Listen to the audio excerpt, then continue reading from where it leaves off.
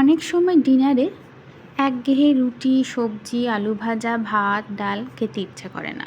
তখন ঘরের সামান্য কিছু উপকরণ দিয়ে এরকম রেস্টুরেন্ট স্টাইলে হাক্কা নুডলস বানিয়ে নিই। চলুন আপনাদের সাথে শেয়ার করি কিভাবে এটা আমি বানাই। প্রথমে একটা হাক্কা কোম্পানির নুডলস ছিল, একটু মোটা প্রকৃতির নুডলসগুলো। আপনারা চাইলে সরু চাউমিন দিয়েও করতে পারেন। ওটাকে সামান্য সাদা তেল দিয়ে সেদ্ধ করে ঠান্ডা জল দিয়ে ঝরিয়ে নিয়েছি।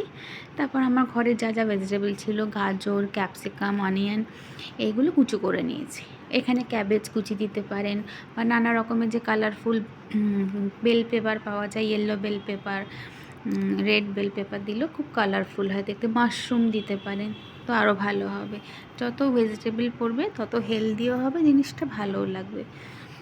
তা দেখুন, আমি এই সবজিগুলি একটু লম্বা লম্বা করে কেটেছি, কুচি কুচি করে কাটিনি। চেষ্টা করেছি রেস্টুরেন্টে যেরকম লম্বা লম্বা করে কাটে সেইভাবে কাটার।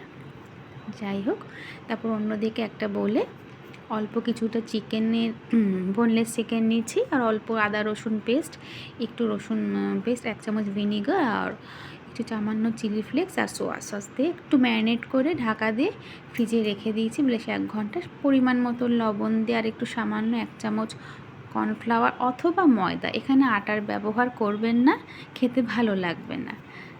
দেখুন, এটা কিছুক্ষণ ফ্রিজে রেখে দিলে জিনিসটা খুব নরম এবং সফট হবে।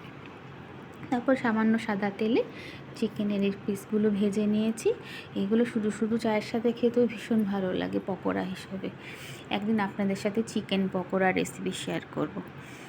দেখুন, কথা বলতে বলতে আপনাদের সাথে চিকেন ভাজা হয়ে গেছে। খুব কড়া করে ভাজবেন না, একটু নরম হবে কিন্তু আবার একটু লাল লাল ভাবও থাকবে।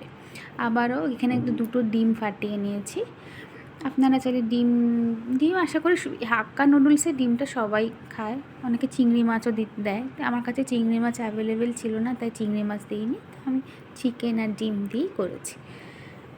ডিমের ঝুরি হয়ে যাওয়ার পরে আমার একটু সামান্য সাদা তেল দিয়ে একটু আদা রসুন কুচিটা যখন লাল লাল হয়ে আসবে তার মধ্যে ভেজিটেবলগুলো দিয়ে দেবো। প্রথমে গাজরটা দিয়েছি, তারপর ক্যাপসিকাম দিয়েছি। এই দুটো আগে দিয়েছি কারণ এই দুটো একটুখানি হালকা নরম হয়ে আসলে তারপর পেঁয়াজ কুচিটা অ্যাড করে দেবো।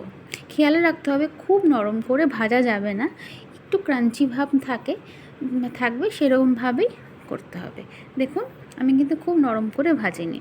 তারপরে যখন আদা ভাজা হয়ে যাবে ওই নুডল সেদ্ধটার মধ্যে দিয়ে দেবো। তারপর 1 চামচ সোয়া সস, 1 চামচ ভিনিগার আর স্বাদ মতো চিনি যদি না চান আপনারা স্কিপ করতে পারবেন।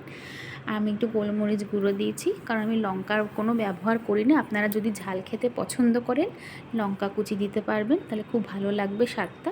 তারপরে চিকেনের ভাজাগুলো দিয়ে আর ডিমের ঝুরি দিয়ে ভালো করে নাড়িয়ে দিয়েছি। রেডি আমার হাক্কা নুডলস রেস্টুরেন্ট স্টাইল। কেমন হয়েছে বন্ধুরা?